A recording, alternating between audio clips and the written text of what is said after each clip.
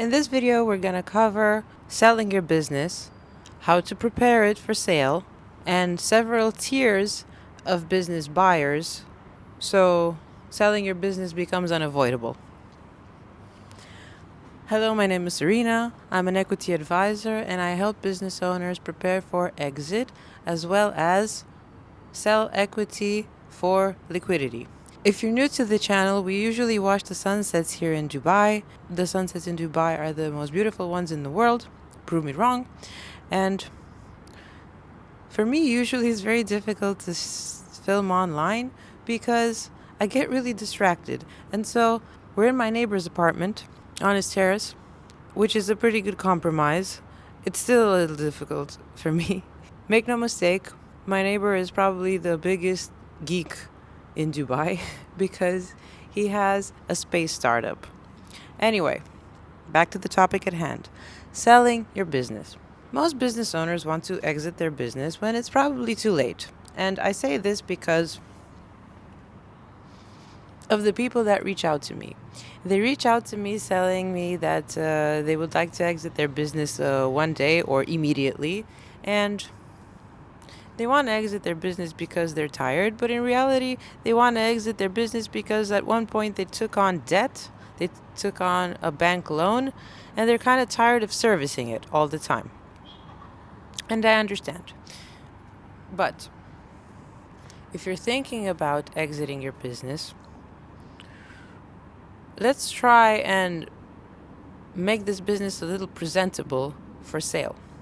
Now, not to say that you can't sell a business that has liability. It's perfectly all right, and it happens all the time. Because if a buyer really wants your business, it doesn't even have to be profitable, and they can also take on the debt, and they can also refinance your debt because they're in a better position than you are. Let's say a private equity fund. They can refinance the bank loan with a private loan with a smaller interest rate. They can even do a leverage buyout on your business. It's fine. But before we even start approaching potential buyers, we got to get our shit together. And so for this, you put together something that is called a teaser, which is not a pitch deck, which is most of the time anonymous. It only has your revenue and your expenses. So you can give that away to, let's say, investment bankers or investors or whatever, your business broker. You also kind of have to get your shit together regarding accounting, relevant documentation. Let's take the example of a restaurant chain. If you want to sell your restaurant chain, you need to have prepared the most recent financial audit, which should better not be older than a year or so. And you need to have some proper lease agreements in place, preferably at least a year, if not longer. I know this is a little too much to ask because usually we have lease agreements for 1 year only, but just adding that tiny clause with it automatically extends makes a world of a difference. At the same time, you really need to have documented everybody on your payroll. You need to know your profit margin, as in the cost of goods sold. Ideally, you need to have something unique about you. Like if this is the case of the restaurant chain, menu engineering, or prime locations, or specific items on the menu, or recurring customer base, like you serve a community, or high-end B2B catering, for example. All of these grow your company valuation because they grow the multiple on the EBITDA. The EBITDA, you probably already know this, it's revenue minus expenses. It's your earnings.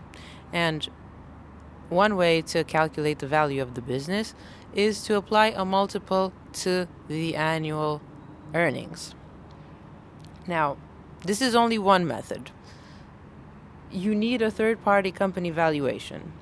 And I really like to do those because I'm a numbers girl.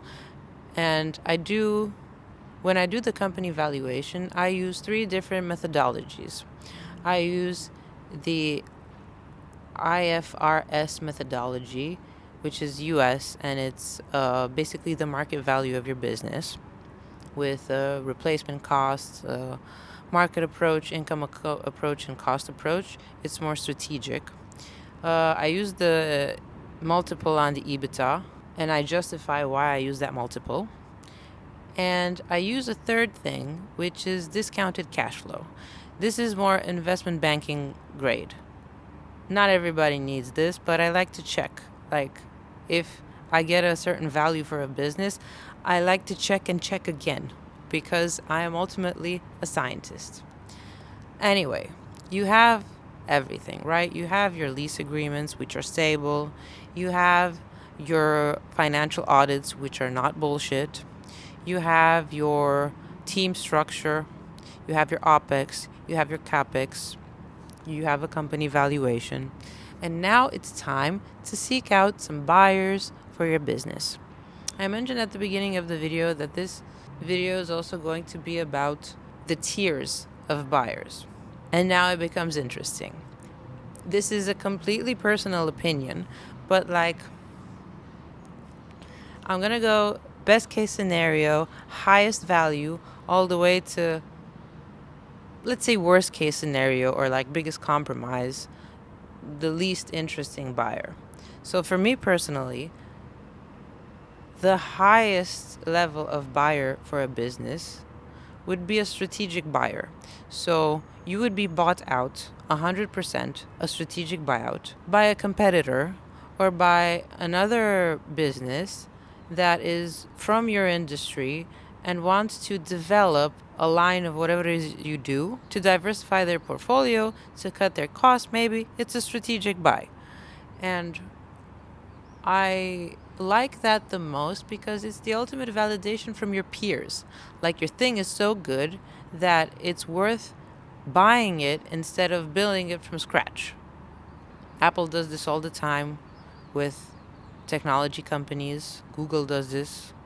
There are many tech companies that do this because you basically, you buy a ticket to the future when you buy a company like that and you integrate it in your own bigger company.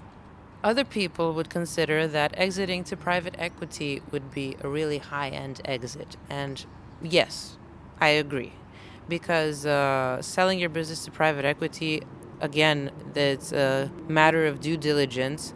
And it's basically proof that the business that you built is a relevant cash machine, a valid cash machine that can be actually bought out via an LBO, a leverage buyout, because private equity, that's what it does most of the time. Like, they put down the cash for like 20 to maybe 50% of the value of your business, and the rest of it is a loan that will be paid back with the operations from the business. So not only is your business so healthy that somebody else wants to buy it, but it's so healthy that it can take on debt and service that debt and still be a profitable business.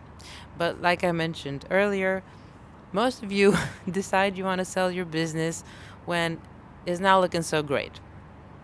So if you don't qualify for a strategic buyout because somebody can just build whatever you built, if you don't qualify for a private equity full buyout because servicing the debt is not necessarily worth the valuation that you're asking for, we move a little lower. We move to individuals or investors who are seeking to buy businesses and either integrate them in a business ecosystem or just replace you as the owner because they always wanted to have a restaurant chain, or using that business for some sort of fiscal optimization. I'm not going to get any deeper than that, but you probably know what I mean. You could also sell your business to a friend of yours, of course. The same way Sam Ovens sold, I think it was consultants.com, he sold it to one of the mentees, one of the acolytes, who was Rian Doris. That was a private deal, but it was a full buyout, and it still counts as an exit. Now we move on to the less interesting parts. When you contact a higher end business broker, that broker has connections to investors, and these investors can mean many things. In some cases, it could be a network of investment banking. It can also be a mix of private equity and VC funds, and it can also be family offices or individual investors, people who are sitting on a pile of cash and are looking for the right time to enter a specific market. It's April 2026, and now is a really, really good time to enter this market because things are cheaper and they're not going to be this cheap for a very long time. So we could call this a buyer's market because sellers really want to get rid of their stuff fast, although it's not really justified. Like, now that I think of it, now is also the best time to refinance your debt with one of these local banks, specifically because of the situation. And I personally am having a lovely time here. I was here the whole time and I loved it. But anyway, back to the thing. And I might even have enough time to see a little bit of sunset while I go running, because we're getting towards the end of the video. If you don't manage to find a strategic buyer for your business, if you showed your business to private equity funds and they said, no, thank you, we don't want you in our ecosystem, if you reached out to several friends and asked them, hey, do you want to buy my business? And they say, no, no, thank you. If you went to a business broker and let's say 3 to 4 weeks have passed and that broker has yet to produce a letter of intent or of interest, an IOI, an interest of investment. I gotta check out the acronyms because I got really distracted. That way is the design district and I got distracted. I'm sorry. It's very difficult for me to film outdoors, but arguably it's way better than it was like in the park because we're in an enclosed environment. Let me know if you like this environment because I could get used to it. I could be coherent. All right, I'm sorry. I'm avoiding what for me is the least interesting way to sell a business, and that is on a business selling platform. And I will tell you why I don't like it. I don't like it because the presentation of the business is out of our control. So imagine this thing that you've been building for the past 12 years, and you did menu engineering because it's a restaurant chain, and you negotiated good deals on your lease, and you hired and trained the best people, and competitors wanted to imitate what you were doing and they went out of business. And so you built this thing and you over optimized it and it's awesome. And then you had some bad months and you took out a loan, but you could service the loan with the revenue, with the earnings. And then you put this thing on a platform like it's a used car. All everybody sees when they're browsing through like hundreds of businesses, like car washes and pet grooming salons and nail salons and longevity clinics and stuff like that. They're just browsing and all they see is like this AI generated image because it can't be the real thing because this is still confidential. They did not sign an NDA yet. So they see this AI generated mock-up of your business with a price tag, with a profit, and that's it. Like you've been reduced to 3 data points, one of which isn't even yours. I like to delay that moment of posting it on a platform as much as possible because, like I said, you're competing with car washes. And if you've built a brand, like a proper brand, first of all, you can't show the brand on the platform.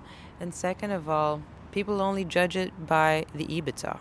And so, let's say your restaurant chain and the car wash chain have similar EBITDA. What even is this? Like, it's not the same business. There's no magic behind the business. So, let's wrap this up. These are my personal biases. When you decide you want to sell, make sure your lease agreements are stable. Have at least 2 financial audits, proper ones, not bullshit ones. Present the team. Be prepared to show some elements of menu engineering and how you got to that low profit margin. Be humble enough to calculate in replacement costs for all the equipment you bought, because maybe somebody's going to buy your business who just wants to gut it for the equipment and make it something else. And approach buyers in this order that I told you: strategic buyout, private equity full buyout, a friend, a broker with an investor network, and the last resort should be to put it on a business platform, on a business trading platform. That is my opinion, because you're supposed to honor what you've built here. I have a video that I've shot a couple of months ago with how to exit your company step by step to private equity, and I give there the time frames for each of the steps, because the higher level of buyer is going to have longer processes. They're going to have 2 stages of due diligence. Like, they're going to have due diligence on your business after they've made the offer and whatever, and they're going to have executive due diligence, as in how the handoff is going to occur. For phase 1, preparing your documents, 2 to 4 weeks, documenting everything: the liabilities, the assets, the people, the lease, like I said, the audits. Phase 2, your strategic buyout, maybe like 4 to 6 weeks. And if you have no LOI, then you move down the chain and you talk to an M&A advisor that can reach out to private equity funds, and you should wait for 4 to 6 weeks there too, depending on how global. This is the case of a restaurant, so maybe we can cap that at 3 weeks. And then, you reach out to your friends like in parallel.